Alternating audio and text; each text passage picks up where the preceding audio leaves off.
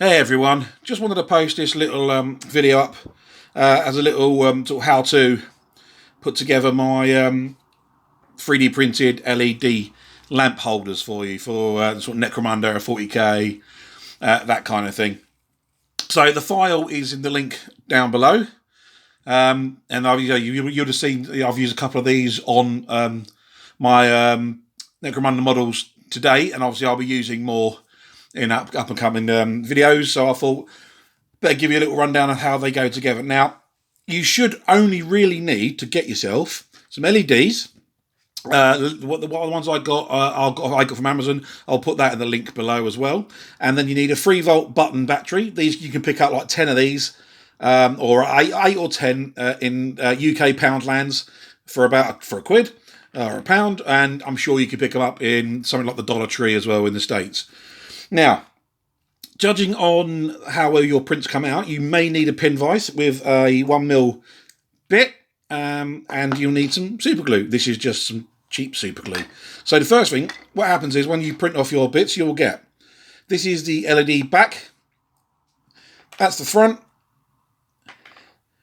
and this is the sort of lamp grate, the lamp cover.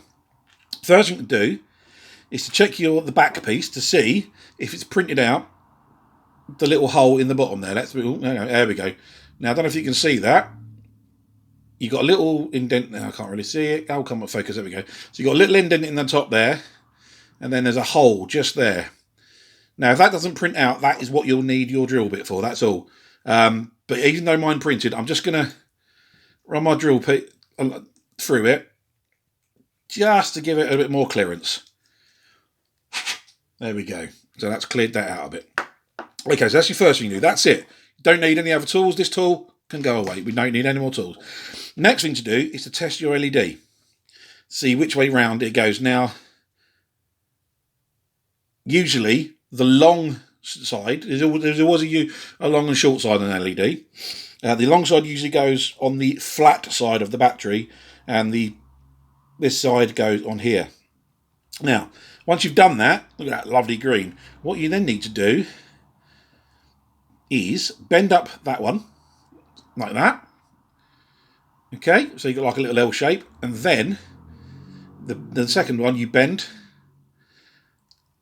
so it still touches. So essentially what you've got,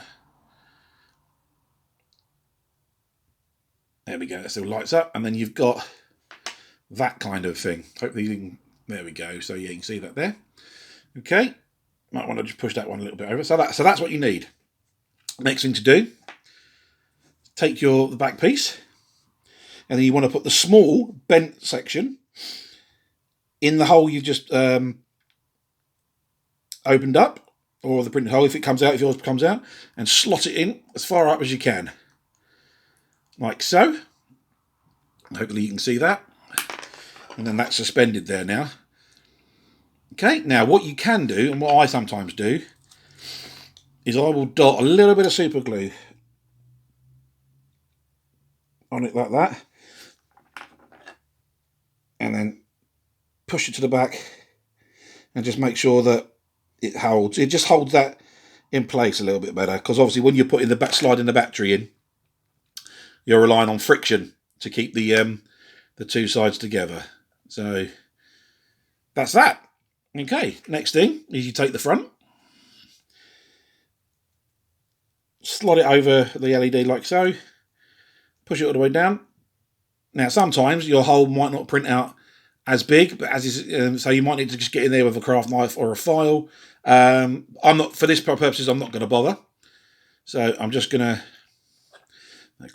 glue hasn't glued, so push a bit more on there, sorry. There we go. Obviously I'm rushing this for the purpose of the video. So, bit of glue on this area here. Take your top piece, over it goes, line it up nicely, and then you fit that on like so. I'm getting stuck to it now. It is a fiddly job. You do get super glue everywhere, but that's it, and that's done that. Once it's on, obviously you want that to get as straight as possible, because I haven't filed out this bit here. You don't want to see a grown man filing a bit of resin. Pop your LED light in just to make sure it works. Now, this is going to be a bit loose because obviously it needs cleaning out down the bottom there. But I assure you, once that, if you glue it out and this glue story, what you get is you get a nice friction fit like that. Okay. And then what I would do, get it all painted, get it all undercoated, undercoat this bit separately as well. Make sure the inside is you undercoat as well, black preferably. And then once it's undercoated, all you do and painted, all you do is you get this bit, you just stick it over the top like that. And then that gives you your little standalone light, which you can glue that side, that way, upside down, all over the place. And you've got like a little bit of detail on under there. So you can literally just have that on its own, on a piece of scenery, painted up nicely. It just looks like a cool little light. And it blends, and hopefully it blends in a little bit more with your scenery. So there we go, guys. Hopefully that's cleared up a few things for you. As I say, the download, the link to where to get these is in the links below. I do charge anything that I have to put a little bit more thought into it, like for wiring out LEDs and stuff.